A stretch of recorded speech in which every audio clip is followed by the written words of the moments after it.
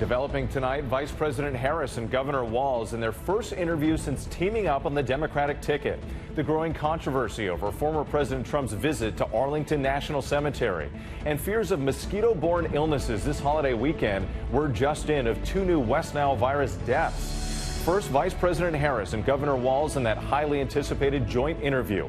Harris responding to criticism about her shifting positions on key issues, saying my values have not changed. And what she said about having a Republican in her cabinet. Harris and Walz campaigning in the Sun Belt, gaining ground in new polling. And Donald Trump making news, what he now says about IVF and 6-week abortion bans. Mary Bruce from the campaign trail. The new fallout from former President Trump's stop at Arlington National Cemetery. The Army now defending an Arlington staffer and her professionalism, saying she was pushed aside by members of the Trump campaign. Reaction tonight from veterans' families. Selena Wang reports. Growing concerns about mosquito-borne viruses heading into the holiday, with 2 new deaths from West Nile virus and another reported case of that rare virus, E. How major cities in the Northeast are taking action. A new watchdog report slams the FBI and its handling of child sexual abuse cases. The severe storms now sweeping east across the country, just as millions of Americans hit the roads and the skies for Labor Day weekend, with records expected to fall. A critical day in court for Brian Kohberger, the man accused of killing 4 Idaho college students, why his lawyers want a change of venue. And we hear from the family of one of the victims. Overseas, an American-made F-16 fighter jet goes down in Ukraine as a high-level delegation from Kyiv heads to Washington, asking for permission to hit targets inside Russia. Ian Pannell reporting. And America strong tonight after a thief stole their money. A brother and sister lemonade stand makes a comeback thanks to a major assist from the neighborhood. From ABC News World Headquarters in New York, this is World News Tonight with David Muir. Good evening. It's great to have you with us on this Thursday night. I'm Whit Johnson in for David. We're following major developments tonight in the race for the White House. Former President Donald Trump defending his recent visit to Arlington National Cemetery after a reported altercation between the Trump campaign and an Arlington staffer. But we begin with Vice President Kamala Harris and her running mate Governor Tim Walz holding that first highly anticipated joint interview. Harris asked to explain how her views have shifted on key issues since she first ran for president in 2019, including on the border, fracking, and single-payer health care for all. Her answer, my values have not changed. Meantime, former President Donald Trump is blitzing states in the Rust Belt, making news on his positions on IVF and abortion. Even as the controversy grows over an event at Arlington National Cemetery, the Army responding tonight. And new national polling shows the race is a virtual dead heat with just 68 days until the election. ABC's chief White House correspondent Mary Bruce leads us off in Savannah, Georgia. Tonight, Kamala Harris in her first in-depth interview since entering this race, insisting her values have not changed since her last run for the White House. Speaking with CNN in an interview that airs tonight. I think the most important and most significant aspect of my policy perspective and decisions is my values have not changed. You mentioned the Green New Deal. I have always believed, and I have worked on it, that the climate crisis is real. My value around what we need to do to secure our border, that value has not changed. Harris and running mate Tim Walz sitting down for that interview together as they wrap up a 2-day tour of battleground Georgia. Harris capping it off, rallying thousands in Savannah. As new national polls tonight show Harris now with a slight lead. The Harris campaign optimistic they're putting key Sunbelt states back in play. Donald Trump had been leading here in Georgia, but polling now shows Harris gaining ground. One of the things that we know, this is going to be a tight race until the very end, okay? So let's not pay too much attention to the polls because we are running as the underdog. Harris hammering Trump on one of the issues that will define this race, abortion rights.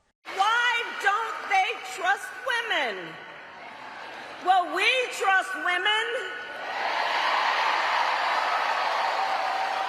And when Congress passes a bill to restore reproductive freedom as President of the United States, I will proudly sign it into law. Well aware that reproductive rights have become a political liability for Republicans, Trump, who has bragged about appointing 3 of the justices who overturned Roe v. Wade and said states are handling the issue brilliantly, now tonight saying he thinks 6-week abortion bans are too short, and saying his administration would ensure IVF treatments are more easily accessible, vowing to have the government or insurance companies cover the cost. Under the Trump administration, your government will pay for, or your insurance company will be mandated to pay for, all costs associated with IVF treatment, fertilization for women, IVF treatment. Because we want more babies, to put it very nicely.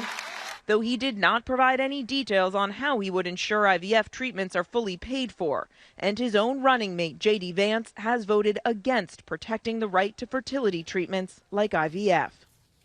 Mary Bruce joins us now where that Harris rally just wrapped up. And Mary, the vice president responding to Trump's IVF comments and making news about her potential cabinet. It wit in a statement just now, the Harris campaign notes that Trump's own party's platform could effectively ban IVF and abortion nationwide, adding, quote, voters aren't stupid. The Harris campaign is hoping that the issue of abortion will help her expand her reach beyond the Democratic Party's base. In that interview set to air tonight, Harris will say that if elected, she would likely appoint a Republican to her cabinet. Wit. Mary, our thanks to you. Now to the fallout from that incident at Arlington National Cemetery. The Army says a cemetery employee was abruptly pushed aside by a Trump campaign official so they could record videos at a restricted site. The Army says they consider the matter closed, but the controversy isn't over yet. Trump speaking out a short time ago. ABC's Selena Wang with the Trump campaign in Wisconsin tonight. Tonight, former President Trump on a campaign swing through the Rust Belt, responding to the growing fallout from his visit to Arlington National Cemetery. I go there, they ask me to have a picture, and they say I was campaigning. I don't need, the one thing I get is plenty of publicity. I don't need that. I don't need the publicity. A rare response to the U.S. Army to a reported altercation on Monday, saying a cemetery employee was abruptly pushed aside so the campaign could take photos and video, defying Department of Defense policy, which clearly prohibit political activities on cemetery grounds. Trump laying wreaths at the tomb of an unknown soldier for the 13 service people killed by a suicide bomber during the U.S. withdrawal from Afghanistan. We lost 13 great people. His campaign later posting this video on social media, showing the former president giving a thumbs up, visiting grave sites with family of the fallen. And then they took over that disaster, the leaving of Afghanistan. Trump blaming President Biden and Vice President Harris for the botched withdrawal from America's longest war in the video, taken in Section 60, hallowed ground where service members killed in recent wars are laid to rest. The Army says the Trump campaign was made aware of the rules before their visit. The Trump campaign claiming the cemetery staffer initiated the physical contact, saying President Trump was there to support Gold Star families. Where was Kamala Harris? Pointing out this 2020 campaign video that features a 2010 photo of then Vice President Biden at Section 60. Trump's running mate J.D. Vance defending the former president, given Gold Star families invited Trump. Were they happy to have the President of the United States there? And they would say, absolutely. Thank God somebody showed up. They wish Kamala Harris would have showed up. And she didn't. But others were unaware of the visit until the photos emerged, like the sister of Master Sergeant Andrew Marcassano, whose gravesite is shown in this Trump campaign photo. Marcassano died by suicide in 2020 after serving in Afghanistan and Colombia. His sister telling ABC News, "We hope that those visiting this sacred site understand that these were real people who sacrificed for our freedom and that they are honored and respected accordingly." The cemetery employee decided not to press charges, so the Army says it considers this matter closed. The Harris campaign says this is typical behavior for Donald Trump. Whip. Selena Wang with the Trump campaign in Wisconsin. Thank you.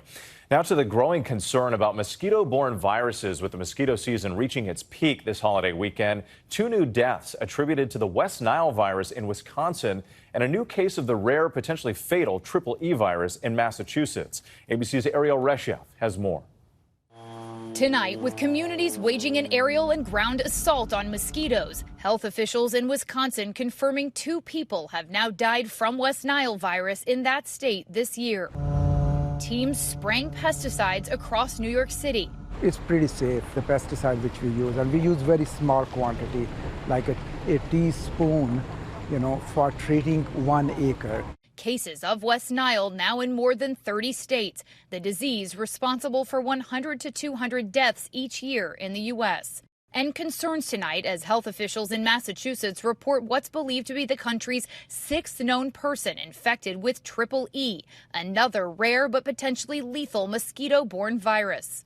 Authorities saying the woman in her 30s was exposed in Plymouth County before planes dropped pesticide in the area. Much of the Northeast on alert, cases of triple E reported in at least 5 states. In New Hampshire, the family of Stephen Perry says the 41-year-old was in perfect health before contracting triple E. He was hospitalized with a 105-degree fever and died a week later. Officials say that severe cases and deaths from these viruses are extremely rare, but with more rainfall and warmer temperatures attributed to climate change, officials say that this mosquito season is extending in much of the country. Whit. Another major concern. Erielle, thank you.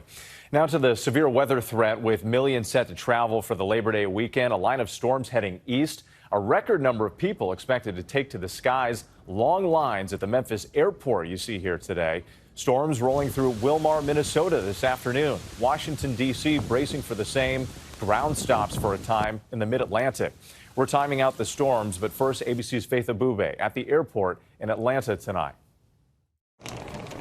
Tonight, families are packing airports coast to coast. The start of the Labor Day stretch expected to be a record-breaking end to a record-breaking summer. Have you seen the line this crazy before? No, never.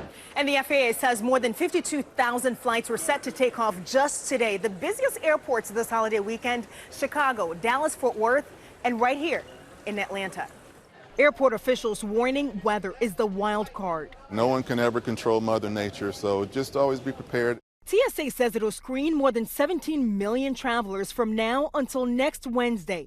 And millions more are hitting the road. Typically with any holiday, 85 to 90% of travelers go by car. It's the most convenient and likely the most cost-effective for a family. The good news, Gas Buddy says nationwide, a gallon of regular gas on average is $3.34. That's 46 cents cheaper than last year. Wow. As always, weather can disrupt plans. Overnight, at least 5 reported tornadoes from a new system that's headed east. And wait, here at Hartsfield-Jackson, the crush of passengers has been on and off. Airport officials tell me that they are bracing for more than 349,000 passengers tomorrow. And tomorrow will be their busiest day this holiday weekend. Whit. Faith Abube, thanks so much. Let's get right to meteorologist Lee Goldberg from our New York station WABC. So, Lee, where are the biggest threats heading into the holiday weekend? There are 2 trouble spots. Early autumn air colliding with this extreme heat, never a good combination. We have a severe thunderstorm watch over the mid-Atlantic. Big storms near D.C. In fact, ping pong ball size hail reported tornado warned storms in Pennsylvania. Then it's Minneapolis in the crosshairs of that severe thunderstorm watch over the upper Midwest till 9 o'clock. A confirmed tornado north of the Twin Cities. That weather moves into the Great Lakes. From Detroit to St. Louis, we've got big storms tomorrow, and travel delays goes into the Northeast as we go into Saturday. I-81 corridor during the day, I-95 corridor at night could be strong storms. The good news is Labor Day looks lovely in the Northeast after that. Whit. All right, we'll take that. Lee Goldberg, as always, thank you. Now to the war in Ukraine, where a U.S.-supplied F-16 fighter jet has crashed, killing its pilot just weeks after the first of those promised jets arrived. ABC's chief foreign correspondent Ian Pannell is joining us now. And Ian, what more are you learning about this? With the Ukrainian Air Force tonight confirming 1 U.S.-made fighter jet crashing while trying to intercept a Russian missile strike on the country earlier this week, killing one of their top pilots. The warplanes were only recently supplied to Ukraine by America's European allies. The pilot, Alexei Mess, codenamed Moonfish, was part of the U.S.-run program to train Ukrainian pilots on the F-16 seen here. It's a personal and a military blow to Ukraine. A U.S. official telling ABC News it appears it wasn't brought down by enemy fire. Meanwhile, Ukraine Ukrainian sources telling us that a special delegation's heading to Washington. Ukraine has priority targets inside Russia it wants to strike with Western weapons, and what it's trying to do is lobby the White House to lift restrictions. President Zelensky saying this is essential to ending the war, but the U.S. not planning to lift those restrictions at the moment. Whit. In Pannell for us. Thank you. A critical day in court for Bryan Kohberger, the man accused of killing 4 Idaho college students. Why his lawyers want to change of venue now. And we hear from the family of one of the victims. ABC's Kana Whitworth is in Moscow, Idaho. Tonight, at a high-stakes hearing, attorneys for Bryan Kohberger fighting to get his trial moved out of Moscow, Idaho, where 4 college students were stabbed to death, saying he cannot get a fair trial. The defense today calling a parade of experts to the stand armed with charts and graphs. Advice can come from lots of things, one of which is an opinion that was formed. Kohberger's attorneys claim there is a mob mentality within the community, pointing to their own survey of residents, one of them saying if Kohberger wasn't convicted, they'd burn the courthouse down. Prosecutors insist they can seat an impartial jury. The parents of Kaylee Gonzalez want the trial to stay in Moscow. This whole community has been victimized by this person, you know, and they deserve to have a hand in part of the healing and the justice. Investigators say surveillance footage and cell phone data link Kohberger to the crime, but the defense claims he was out driving alone that night in this remote park 40 minutes from Moscow. This is where Bryan Kohberger's defense lawyers claim that he was on the night of the murders, and they say that claim is supported by cell phone data, including pictures depicting the night sky on several different occasions, including November. The park superintendent telling us this rural area is way out of cell phone range. There's no cell service down here. It's a remote canyon out in the middle of nowhere, basically. And no word yet on whether or not the judge will grant a change of venue. If it does leave Moscow, this could get moved to Boise. Either way, this trial will take place next summer. Kana Whitworth in Moscow again for us tonight. Thanks so much. When we come back here, the critical new report just in. Is the FBI doing enough to protect children from predators? And the listeria outbreak linked to deli meat is growing. New deaths reported. What we're learning next. Tonight, the Justice Department's internal watchdog finding the FBI mishandled allegations of child sexual assault long after it promised reform. The review prompted by the FBI's failure to investigate former USA Gymnastics team doctor Larry Nassar for months before his 2016 arrest. The review looked at more than 300 cases, finding that in nearly half of them, FBI employees failed to report allegations to local law enforcement or to social services agencies. The FBI says it takes the report seriously and will continue to reform. When we come back, the listeria outbreak linked to deli meat is still growing. New deaths reported. The nationwide listeria outbreak linked to deli meats is spreading. A 9th person has died. 57 people have been hospitalized. Cases now reported in 18 states. Records show a Boar's Head plant linked to the deadly outbreak repeatedly violated federal regulations. Still ahead, the theft at a kid's lemonade stand and the inspiring comeback. America strong when life gives you lemons. Tonight in Chesapeake, Virginia, an entire community coming together for a young brother and sister. We're gonna add 4 scoops. For years now, the Caldwell siblings have set up a summer lemonade stand right on their driveway. So many neighbors stopping by. That's some good lemonade. But 2 weeks ago, as 10-year-old Rebecca and 8-year-old Josh were pouring a cup for this man, he takes their money jar and drives away. The Caldwell security cameras capturing it all.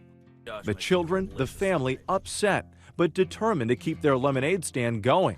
Word in town spread, and just look at who showed up. Our station WVEC was there. Neighbors, firefighters, first responders. We hear you have some lemonade for sale. Motorcycle groups, even people driving in from out of town. We decided we'd drive down from Virginia Beach for what we understand is the very best lemonade that ever was. So many coming together for Rebecca and Josh. Make a donation to you to help you with your cause. More than 600 people stopping by the stand, raising $6,600 in all. Tonight here, that brother and sister and their mother, Annetta, grateful. I thought it was really cool how much of the community came out to support us. Was it a lot more people than you thought it'd be? Oh, yeah.